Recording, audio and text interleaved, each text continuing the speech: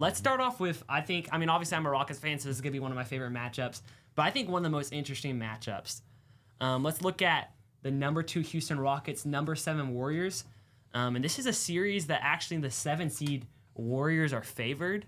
And I've been seeing a lot of Warriors picks. What is your guys' initial thoughts on this series? My initial thoughts is that this is probably the series I'm most excited for. Like honestly, it's this and Nuggets Clippers, out of like just excitement for these series. Yeah. I feel like this series could go either way. It could end in 5 games. It could end in 7 games. I wouldn't be surprised. Only surprise would be if there's a sweep, but I don't see that coming. If a sweep Sweep came, is not happening. Whoever swept the other team's going to win the championship. Oh yeah, Like, that would be crazy. Oh, yeah. But after the Warriors, who'd they play? The Grizz. For the Grizzlies. After watching that game and just watching Jimmy and Curry just go off side by side, Both 30 plus. like that momentum coming into this, it's going to be a hectic thing for the Rockets to handle. But I think they've just performed all season, so it'll be fun watching either way. Yeah, I think this is like a really unique matchup because so you have one team on one hand who's the Warriors, who have the 2 best players in the series. Jimmy Butler and Steph Curry is better than any other player in the series. At least that's what I think. I think most people would probably agree. But then they have really nothing around them. I mean, Draymond's a great defender, but on the offensive end, there's nothing reliable. And on the other hand, the Rockets have every perfect surrounding piece. Like, all they need is a star player, and this team's a bona fide championship team. But they're missing that. So it feels like 2 teams on opposite ends of the spectrum playing each other. Well, sure, you got the young dudes who are scrappy, play a lot of defense. The old and heads. then, yeah, and then you have the old dudes, right? Yeah. And I don't know when you want to give predictions, but I think it's going to be very, very difficult for the Warriors to put together consistent possessions. Like, I expect a very low scoring series overall. And, you know, the last time they played, I think Curry literally scored 3 points. It was only 3 points, yeah. So And Jimmy didn't do much either. You have a team and a coach in the Rockets in Udoka who are just like intense people who get in people's faces. And I just, you know, I don't foresee the Warriors having a lot of success offensively. Plus, with their lack of size, they're going to have trouble rebounding a lot, I think. And so the Rockets being a pretty good rebounding They're team. the best offensive rebound team in the whole league by a lot, like a big margin. So I think that could be a really big problem for them. Another recent development is they've stopped playing Kuminga. So the only dude who plays consistently for them that offers like some size and athleticism, they're now not playing. Yeah. And so Kuminga wouldn't have been an equalizer, but he would have helped match the athleticism that the Rockets offer. Yeah, but he's so and bad. So But yeah. now, I mean, besides Jimmy and Curry, who's going to give you 18? Who's going to give you 15 to 20? Yeah. You know what I mean?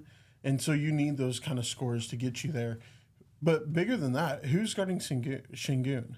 Draymond Green's done a great job against Şengün Okay, in all their matchups. what about Steven Adams? Well, yeah, when it's the double big, that's a big the double advantage big for the lineup, Rockets. Even Jabari Smith, the double big lineup is gonna eviscerate. And I really worry that the Warriors aren't really gonna have much of a shot. I imagine Amen Thompson, he's gonna be all over Curry. You got Tari Eason or whatever of the billion defenders that you have guarding Jimmy. I would think it's Tari, a bigger athletic wing. I think Dylan guards him the most, but Tari and him are going to be interchangeable. Like, one is going to be the court at all times, guarding Jimmy. Sure. I just think I think this is a pretty simple series for me. See, I don't see it as that. And I agree with the Rockets are going to shut down the Warriors on the defensive side. Like, the unique thing about the Rockets is most teams can, kind of neutralize one star. Like, they have a great defender, shutdown defender. Rockets have 3 of those guys. They have Tari, they have Dylan, and Amen Thompson. So they could, in theory, shut down both Jimmy and both Steph. I mean, they're still going to get their buckets. Those guys are so good. But they have... Are they? They're still going to get...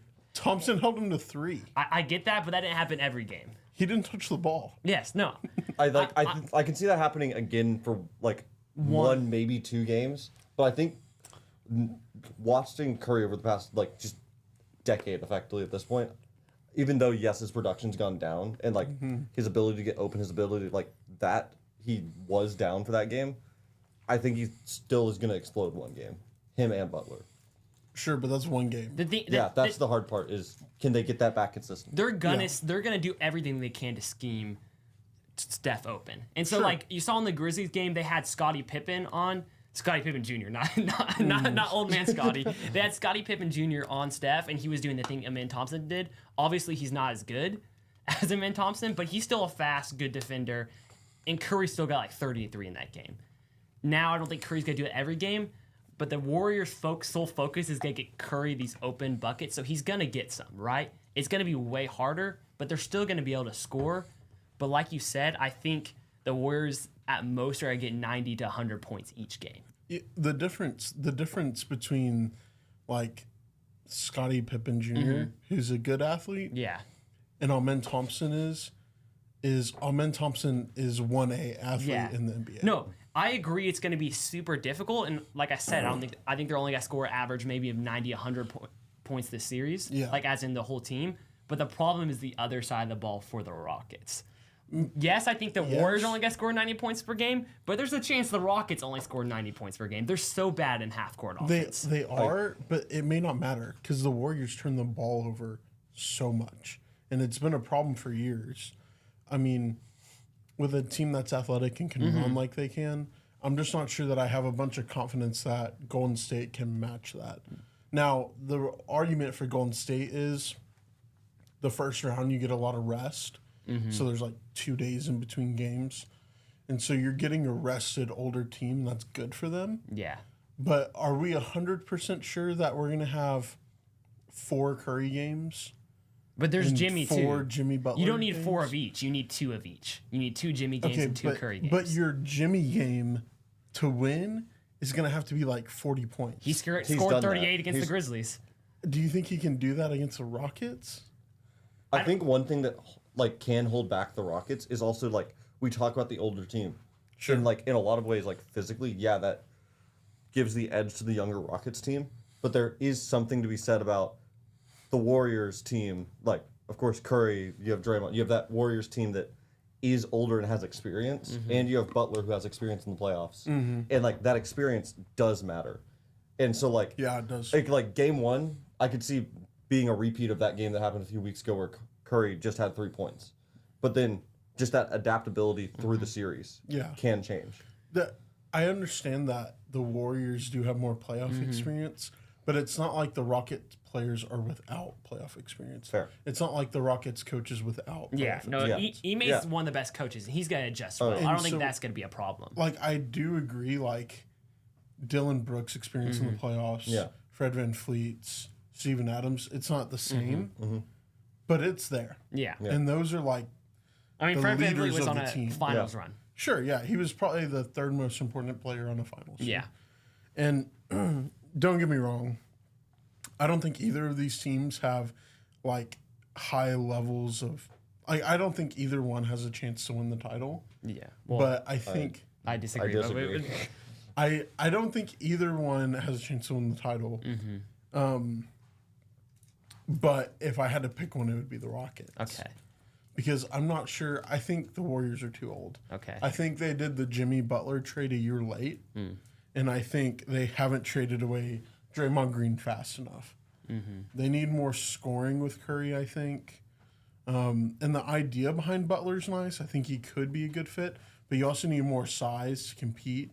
And then also the lack of athleticism, I just think will really be a struggle. They have some guys who can defend and do some things, but I don't know that it's going to matter a whole bunch. I have a quick question for you. Do you agree that it's going to be a low-scoring series? Yeah.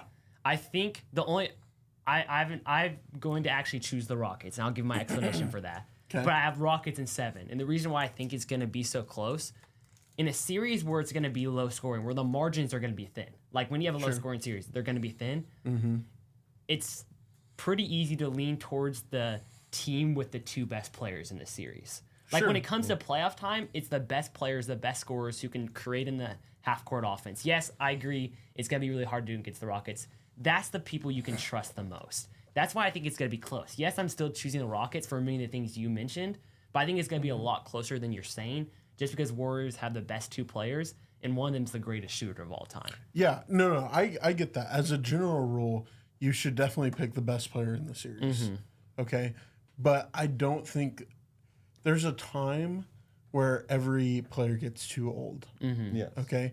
I think that time has come and gone for Jimmy and Draymond. I can read I agree. Draymond because he's a non-factor on offense shooting wise, but I don't see the Jimmy evidence. He just dropped 38 in his one. But what's the Jimmy evidence that he can do it? He hasn't played in a playoff series in 2 years. He hasn't in 2 years. No. Let me look that up. He didn't play last year. Did They he lose? went. He didn't play. Oh, that's right. Because Oh, he's okay. injured. But the last time he was healthy, he 2 was years ago. Yeah, 2 years ago. I agree, but in his one evidence we've just got, he dropped 38 points and looked. In a playing game. A playing game is when both teams are really playing their hardest. A 'Cause you playing don't have- game against the Memphis Grizzlies, who just lost their coach and can't I defend. get that, but they're okay at defending. They have athletic They're defenders. okay. No, I agree. This is gonna be a hard series. I'm just saying I think you're disrespecting Jimmy and Steph a bit. All the respect in the world. They're great. no, they're great players. I find it hard to believe that, like, people are thinking them as maybe a dark horse title contender. Which I agree with that. I really find it hard to believe that the 36-year-old Jimmy Butler, is that right? 35? 36, I think. Yeah, we And can look that up. 36 sounds. in a 37 for Yeah. Steph. So I find it hard to believe that those two, plus a non-scoring Draymond and no size, can make it past 35 for round Jimmy. one. Especially against a team who's great at rebounding, Yeah. really good at perimeter defense. Mm-hmm. I just find it very difficult to see that they can win a series. I get it. I just think since it's a low scoring series, I lean towards the team that can create in the half court versus the team that can't. But I think like you said, they're so good in transition. They're so good at creating turnovers and chaos, which the Warriors are bad at. They're so good at rebounding. Warriors have no rim protection, and the Rockets are great at driving. I think those factors give the Rockets the advantage, but I think it's going to be a nail-biter every game and intense. And this is like the start of the Warriors-Rockets rivalry part 2. Like, did you see, like, Tari Eason it during the ever middle? end? Yeah, Did it it never ever end? ended, but, like, low-key it just, like, changed. Like, Tari Eason during the middle of the season said, yeah, I hate the Warriors. And then last game, when the Rockets kind of, like, dunked on the Warriors and Steph scored 3, Ime Udoka was trash-talking the whole game to them. Oh, yeah. And after Oh, the yeah. game, he said, yeah, we knew we had them when Steph started crying. He said they're all crybabies. So it's gonna be cinema It's going to be fun off the court. Like, watching. on and off. Oh, yeah. I think it's going to be close in the same way that the Pacers-Celtics series was close last year. Okay. You just think Rockets are gonna win more, like just win into the last. I think second it's of a going bunch to be of like games. I think it's going to be like a 4-1 series. Okay. I think it's going to be 4-2. Okay. Like, I think it's 4-2 going to be Rockets? Rockets, and 6. Okay. I think we'll get two games apiece from Jimmy and Curry that are like great offensively. I just think one of those games will be at the same time, and I don't think it works. I think they also lose one of those games. So Yeah, I think the one thing, the way the Warriors win this is if their role players are hitting threes. That was like one of the keys I wrote, because the Rockets are going to be so focused on Jimmy, on Steph, that some role players are going to get open shots. The problem with Warriors role players is you have a non-shooter in Draymond. You have Gary Payton, who half the time is scared to shoot. Pods. You have Pods, who in theory should be a good shooter, but he's shot 37. Hield's a good shooter, but he's a non-factor on defense. So I don't even know if you can play him. And then the Rockets allow the third least three-point attempts per game, and that's because just how lengthy they are. And even if they're playing aggressive on Steph, doubling Jimmy, they're so lengthy with like Jabari Smith, Tari Eason, that they can get out to those and contest those threes. So yeah, I think the Rockets are still have the advantage in that. But if the Warriors are somehow hitting threes, if Draymond, if Jimmy, because you can leave Jimmy kind of open from 3 too. If those guys are hitting threes, that's how the Warriors win. Well, the Warriors are going to have to try and play some bigs that they haven't played in a while. Quit in post time. Well, no, Post is definitely playing. You know he plays, but you got to play him a lot. You got to, especially in that double big But lineup. Looney's going to play. Trace Jackson Davis is going to play. I just don't see it working out. One thing about the double big lineup that the Rockets have is that low-key, they may not be able to play that double big lineup in Steph Curry minutes. Like if the Warriors play super small, with like one center in the middle, let's say Quentin Post. Give me the Warriors lineup, and I'll give you the Rockets lineup. I'm saying forward, this is like assuming the double big lineup. I'm saying it may not be quite as effective as we think. So let's put Quentin Post in there, put Curry, put Moody, put Pods, and put Draymond or sorry, Jimmy. Did I say Jimmy already? I don't know. So okay, Jimmy, Curry, Moody, Pods, Post. Let's just say. So you have 3 guards. Forward and a center. Maybe you put Draymond instead of one of those guards. So Moody instead of Moody, put Draymond. Yeah, I think there's gonna be a lot. They're gonna try to switch a lot in that, and get like Steven Adams on Curry or Jimmy, and so that lineup may not be quite as playable in this series. Well, okay, so against the lineup that you're talking about, and you're telling me I have the 2 Rockets bigs. So Steven I would Adams go- and Şengün. Yeah, I would go. Amen. Probably Green Yeah. and Tari Eason or Yeah. Dylan Brooks. Oh, you need another guard probably. You probably have to have Fred VanVleet out there. Why not? Why? Well, because there's no offense creation at all. Oh, I mean, Green. Şengün is Şengün? Şengün's a good hub, but you still need a point guard in that lineup. Yeah. Okay. Well, then trade me Green for Fred VanVleet. Okay. Okay. So defensively, you have Steven Adams on Green, I guess. No. Well. Well, Steven Adams on Green. Oh, on Draymond Green. Okay. Yeah. Yeah. And then you'd have Şengün on, I guess, post, Yeah. and then Amen on Curry, Tari on Yeah. Jimmy, Yeah. or Dylan Brooks, whichever. Maybe Dylan Brooks might be a little bit better. And then I forgot who the third guy was. I said But Van Fleet yeah. or Green on Pods. Yeah. See, I don't think you're winning that.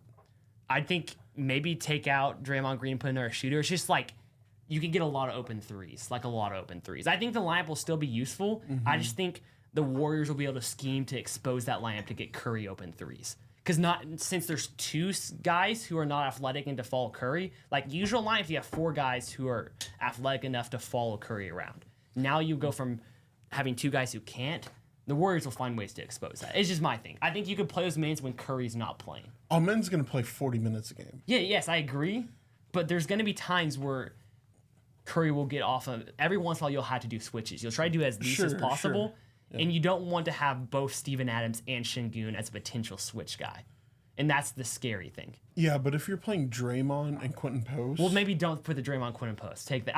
I'm just saying. So are you benching? I'm not the coach. So I don't have a lineup right now, but I'm just saying that Steph Curry, I think Steve Curry can cook up things, or Steve Kerr can cook up things to Curry open threes. Sorry, I'm not trying to get aggressive. I'm just saying. Oh, no, you're good. I just try and think through lineups like, okay, how do the Warriors cause as much stress as possible? Yeah. And I think the lineup you just gave is right. Yeah.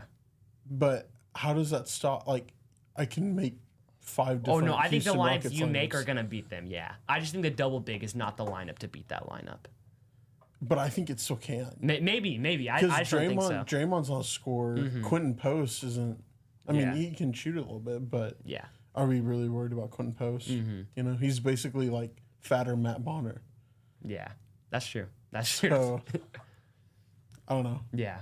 I think it's Rockets in 5. Okay. I know that I'm in the minority. Yeah, that's okay. I would love Rockets in 5. I would adore that because I hate the Warriors. But yeah, I'm going to say Rockets in 7. I'm Rockets in 6. Okay. And you're up. All right. Perfect. But I think that's a really good thought experiment of the different lineups. And I think that's going to be really interesting. I think with both these in this matchup, there's going to be a lot of lineup variation. Yeah. Just because both offenses are going to be hard to produce, I think you got to have a lot of lineup variation. So I think that's a valid point.